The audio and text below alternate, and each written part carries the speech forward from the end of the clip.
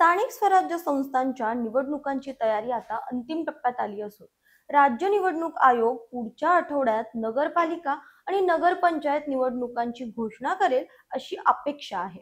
त्यानुसार पहिल्या टप्प्यात राज्यातील 246 नगरपालिका आणि 42 नगरपंचायतींच्या निवडणुकीची घोषणा होईल। त्यानंतर पुढील 21 दिवसात या निवडणुका पार पडतील। त्याच दरम्यान जिल्हा परिषद व पंचायत समितीच्या निवडणुकाही जाहीर केल्या जाणार आहेत। तर अखेरच्या टप्प्यात महापालिका निवडणुका होतील। सर्वोच्च न्यायालयाच्या निर्देशानुसार 31 जानेवारी पूर्वी निवडणूक प्रक्रिया पार पाडली जाईल। नमस्कार, मी अंजली आपलं स्वागत करते पोल खोलमध्ये। निवडणूक आयोगाने अद्याप या निवडणुकांच्या तारखा जाहीर केलेल्या नाहीत। तत्पूर्वी राष्ट्रवादी काँग्रेस पार्टीचे अजित पवार गटाचे आमदार दिलीप वळसे पाटील यांनी या निवडणुकीच्या तारखांबाबत अंदाज व्यक्त केला आहे। आंबेगाव व शिरूर मधील कार्यकर्त्यांच्या मेळाव्यात वळसे पाटीलांनी मोठी घोषणा केली आहे। राष्ट्रवादी काँग्रेस पार्टी आंबेगाव शिरूर आयोजित युवक युवती मेळाव्यात ते बोलत होते। दिलीप वळसे पाटील म्हणाले, 2017 साली महाराष्ट्रात जिल्हा परिषदेच्या, महानगरपालिका, नगरपंचायत व नगर परिषदेच्या निवडणुका पार पाडल्या। त्यानंतर 2022 मध्ये पुढच्या निवडणुका होणं अपेक्षित होतं, परंतु राज्यात ओबीसी आरक्षणाचा प्रश्न सुटलेला नाही। हे प्रकरण उच्च न्यायालयात आणि पुढे सर्वोच्च न्यायालयात गेलं, तिथेही हा प्रश्न सुटला नाही। त्यामुळे या निवडणुका 3 वर्ष पुढे ढकलल्या गेल्या।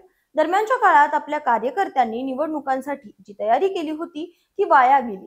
आता राज्य सरकारने सर्वोच्च न्यायालयात या निवडणुकांबाबत प्रत सादर केली आहे। त्यानुसार जिल्हा परिषद, महानगरपालिका व नगरपंचायतीच्या निवडणुका 31 जानेवारी पूर्वी घ्यायच्या आहेत।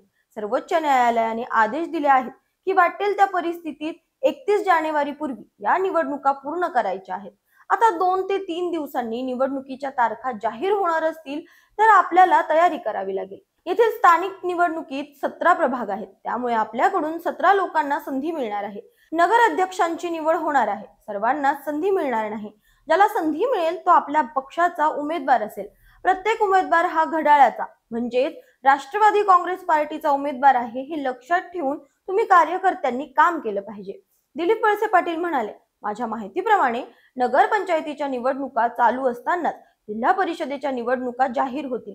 साधारणपणे 15 डिसेंबर रोजी जिल्हा परिषदेच्या निवडणुकांसाठी मतदान होईल, त्याआधी नगरपंचायतीच्या निवडणुका होतील। जिल्हा परिषदेच्या निवडणुका चालू असतानाच महानगरपालिकांच्या निवडणुका जाहीर होतील। 15 जानेवारीला त्यासाठीच मतदान होईल।